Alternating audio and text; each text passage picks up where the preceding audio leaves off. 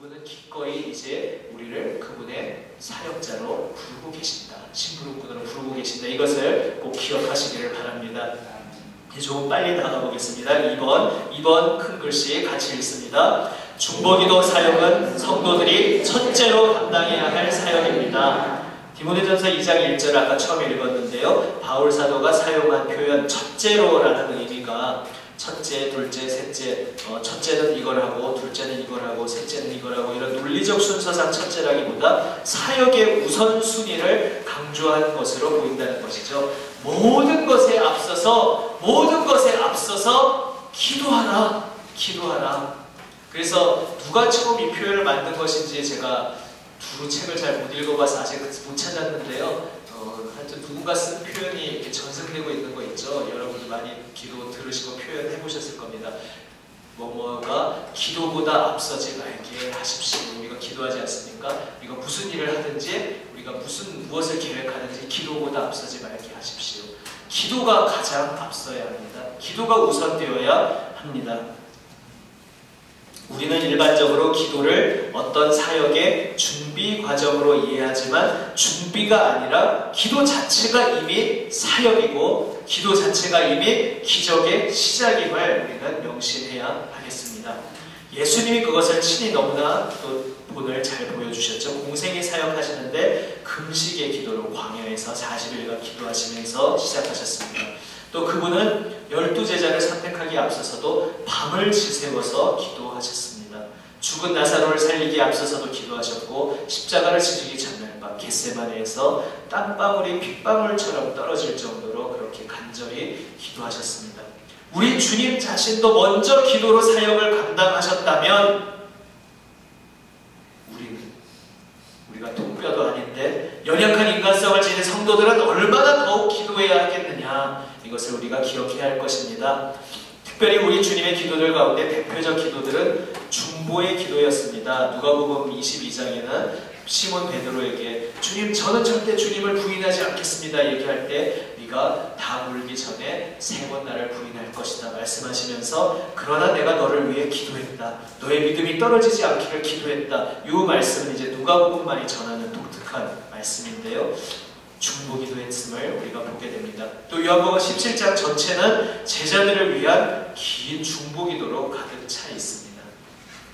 중보기도는 예수님에게 있어서도 모든 사역의 출발점이요 최우선순위에 이미 사역 그 자체였다는 것이죠. 중보기도는 우리가 무엇보다 힘써야 할 사역의 영역인 것입니다. 기도는 사역의 시작입니다. 기도가 곧 사역입니다. 질문 3번. 나의 하루 24시간 중 기도의 시간 전체를 합하면 얼마나 되겠습니까? 적어서 제출하시라고 안 할 테니까 한번 마음속에 적어보시고요. 그중 중보기도 시간은 얼마나 되겠습니까? 하면서 내가 기도를 잘 이렇게 못하고 있구나, 그것만 느끼자는 것이 아니라 내가 기도 가운데 중보기도를 참 많이 소홀히 했구나 한번 자신을 돌아보는 질문인 것이죠. 자, 3번째. 중보기도 사역은 주께로부터 가장 놀라운 상급이 약속된 사역입니다. 기도에 대한 놀라운 보상은 기도의 응답 그 자체일 것입니다. 요한복음 14장 14절 제가 지금 말씀 안 보고 막 건너가다 보니까 어디까지 갔는지 모르겠네요. 4번째 페이지에 그 밑에 또 13절도 나와 있어서 13, 14절을 같이 적었습니다. 14절을 먼저 보시면 14절 같이 함께 읽습니다. 내 이름으로 무엇이든지 내게 구하면 내가 행하리라.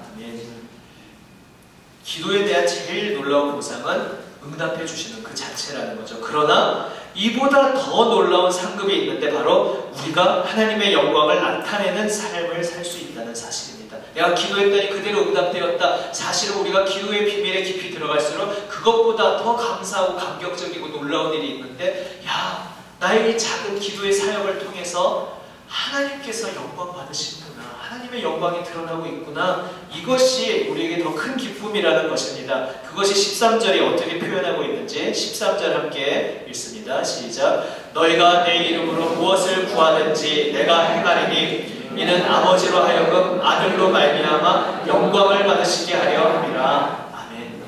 우리가 예수님의 이름으로 구할 때에 예수님은 행하시겠다고 약속하셨습니다. 그럼 행하시니까 응답받으니까 우리가 기쁜 것은 당연하지만 여기서 13절에서 더 강조하고 있는 것은 그렇게 행하는 이유는 예수님의 이름으로 우리가 무엇을 구하든지 아버지께서 응답하심으로 인해서 아버지로 하여금 아들을 통해서 아버지가 영광 받으시게 하려 합니다. 다시 말해서 우리는 우리 관점에서 자꾸 기도를 흔히 생각하곤 해요.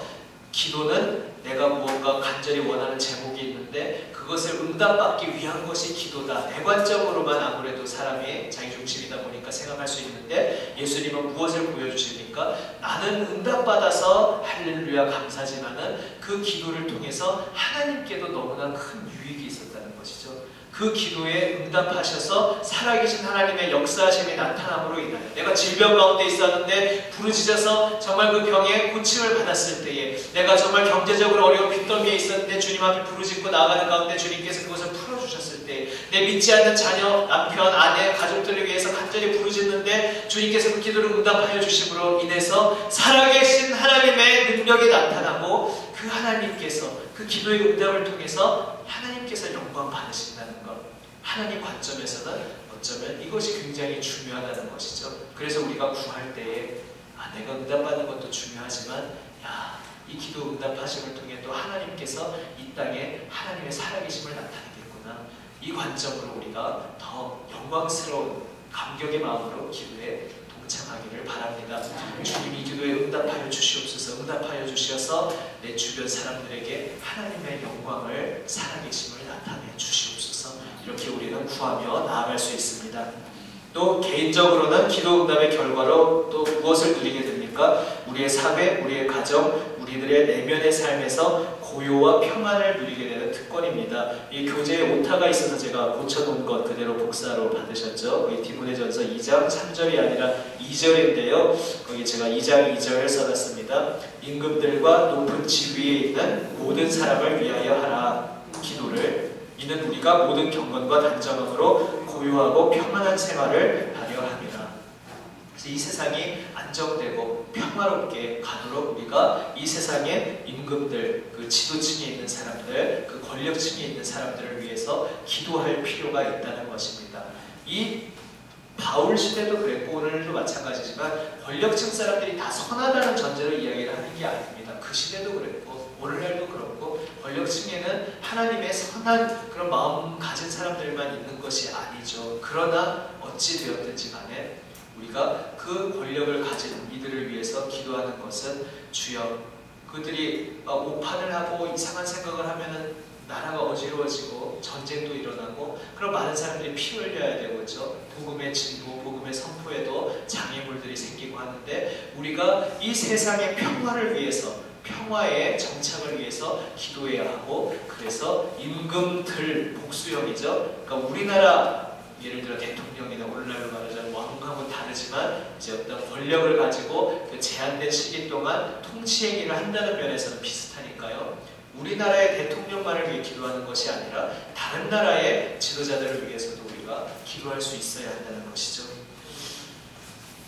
그러나 중보 기도의 결과는 때로는 한 도시, 한 민족을 구원하고 세계의 역사를 변혁하는 엄청난 사건을 초래하기도 합니다. 오늘 약간 시작도 늦어졌는데다가 이제 1번이 중에서 강조하다 보니까 조금 길어지고 있는데요. 그러니까 이 시간표를 미리 말씀드리면은 7시 반에 시작해서 끝나기는 아마 9시에 끝날 예정입니다. 근데 강의를 1시간 하고 이 중보기도 시간은 기도 실습하는 게 중요하거든요. 30분은 기도 실습을 할 겁니다. 근데 오늘은 조금 실습을 짧게 하는 것을 양해해 주시고요. 첫 개관 시간은 조금 이론의 비중을 두고 합니다. 자, 그러나 중보기도의 결과가 한 도시, 한 민족을 구원한다. 세계의 역사를 변혁하는 엄청난 사건을 초래한다. 예루살렘 성에서 공의를 행하는 한 사람을 찾으면 그 성을 용서하시겠다고 말씀하신다는 것이죠. 다시 말해서 오늘날도 이 인천에 다들 그렇게 극단적인 상황은 없을 것이고 없기를 바라지만 다 하나님을 저버리고 다 교회를 다니는 척하지만 그 마음은 딴 데 떠나가 있을 때 그런 모습을 보면서 내가 설령 그런 극단적인 상황이 일어나도 나는 그래도 나도 뭐 부끄럽고 연약하지만 그래도 나는 하나님 나라와 의가 이 땅에 이루어지기를 원하는데 세상 사람들 보니까 안 그렇네.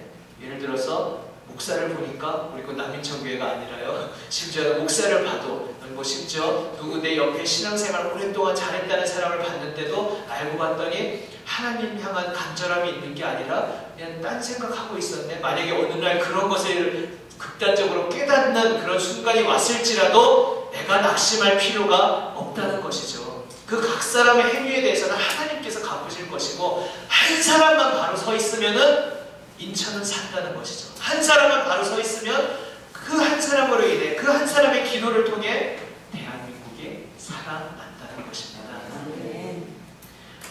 욥은 이런 경우 하나님과 인간 사이에서 무엇의 역할을 감당할 사람을 찾느냐? 욥기 9장 33절에 보면 판결자라고 나와 있죠.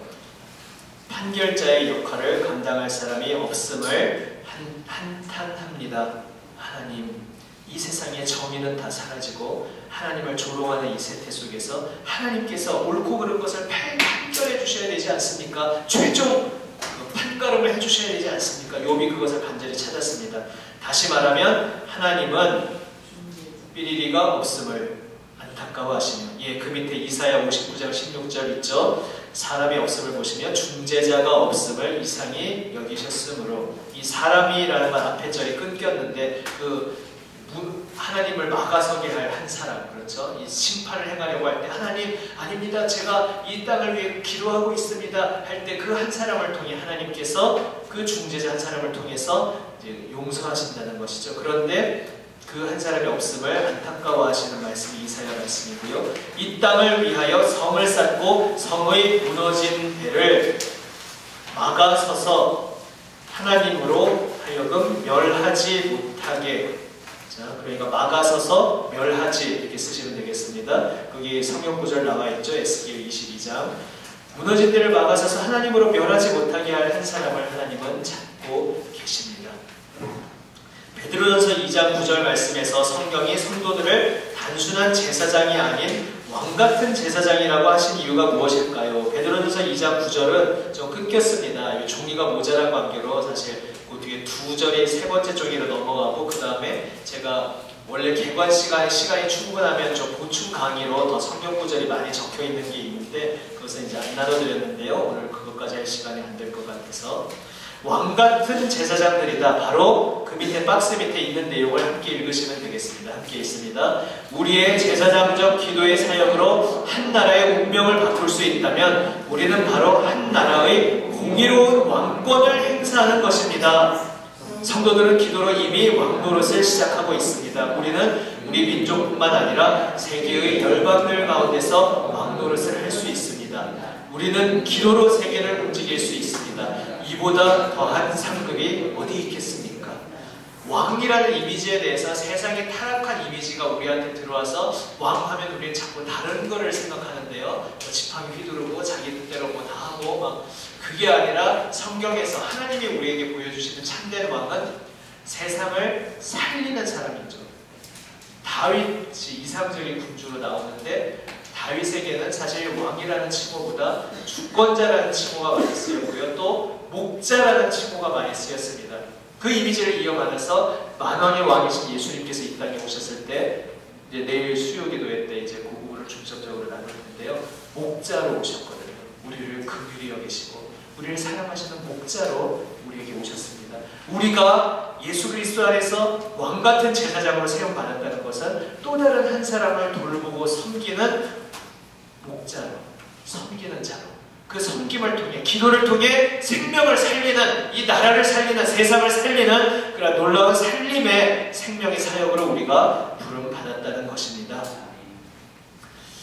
오늘 내용은 여기까지입니다. 자, 큰 1, 2, 3번 다시 잘 기억해 보십시오. 큰 1번, 중보기도 사역은 주님께서 친히 우리에게 나누어 주시는 사역이다. 우리를 위해 피 흘리셨기에 중보자가 되실 수 있었고, 그 핏값으로 우리의 기도를 응답해주고 계시고, 그런데 놀랍게도 그 중보기도 사역을 우리를 심부름꾼으로 동참자로 부르고 계신다. 2번은 우리가 최우선순위로 1순위로 감당해야 할 사역이며, 3번은 이 사역 자체를 통해 우리가 하나님의 놀라운 풍성하신 역사를 왕노릇하는 이 세상을 살리고 생명의 변화를 일으키는 그러한 놀라운 도구로 우리가 쓰임받는 그 자리로 부름받았다는 것입니다. 우리가 중보기도 사역에 함께할 때에 우리는 그 놀라운 은혜를 누릴 수 있습니다. 중보기도 사명자로 주님 앞에 날마다 깊이 나아가는 가운데 이 놀라운 하나님의 은총의 통로로 사용되는 우리 모두가 되시기를 바랍니다. 네. 학습훈련 빨리 읽고 이제 마치겠습니다. 다음과 같은 중보기도 사역 훈련의 목표를 위해 기도합니다. 그 뒤에 보시면 과제가 있잖아요. 과제의 구조가 이 숙제가 있는데요. 매주에 과외 공통 숙제는 복습과 예습입니다. 특히 암송성구 암송하시는 것. 예습은 이제 다음과 이과가 대충 이런 내용이구나 한번 쓱 한번 읽어보시고 뭐 정독하시면 더 좋고요. 그러게 이제 예습이고요. 복습은 오늘 내용을 다시 이제 갈무리 하시면서 암송해오는 건데요. 그 중간에 보시면 학습 훈련 기도 제목을 날마다 되풀이하며 기도합니다. 얘들도 공통의 과제거든요. 그러니까 방금 나왔던 학습 훈련 있었죠. 그 발바닥 그림이 있는 학습 훈련이 바로 숙제라는 것이죠. 여기 나와 있는 내용으로 이번 한 주간 동안 특별히 이 제목으로 기도를 하시는 것이 이번 주에 여러분의 과제입니다. 한번 같이 한 목소리를 읽어봅니다. 1번 시작. 훈련에 참여하는 우리들 개개인이 중보기도자가 되어 기도응답의 풍성한 기적을 체험하게 되도록 기도합시다.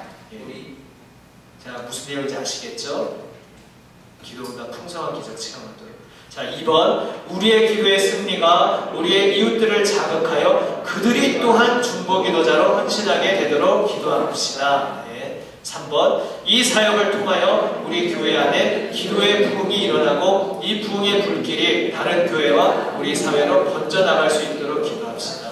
주님, 중보기도하는 남인천 교회 되게 해주십시오. 그 남인천 교회에서 중보기도의 불길이 치솟아 올라서 이 남동구, 이 인천광역시 지역이 정말 중보기도의 불꽃이 타오르는 교회들로 가득 차게 해주십시오. 대한민국의 중보기도의 교회 공동체가 되게 해주십시오. 온 세계의 주님의 몸된 교회가 중보기도의 불길로 타오르는 그 시작점이 우리 남인천 교회 되게 해주십시오. 바로 이러한 기도를 드리라는 말씀입니다. 우리가 한 주 동안 이 세 가지 제목을 기도할 때마다 기억하시면서 함께 기도하시고 또 다음 주에 만나도록 하겠습니다. 질문 오늘은 없는 것으로 하겠습니다. 지금 질문하면은 문총을 받으시겠죠? 시간이 많이 지나서. 자, 함께 기도하겠습니다. 오늘은 지금 학습 과제에 세 가지 기도 제목이 있었던 것 이번 주간 기도할 텐데요. 지금 먼저 첫 번째로 그 제목을 함께 기도하는 것으로 이 시간 뭉뚱그려서 하나로 합하여 기도하겠습니다. 그 세 가지 제목 한번 생각이 안 나시면 책 펴놓고 컨닝하시면서 이 세 가지 제목을 위해서 함께 합심하여 기도할 때에 우리 주여 세 번 부르짖으시고 이 세 가지 제목 주님 앞에 함께 기도하겠습니다. 주여! 주여!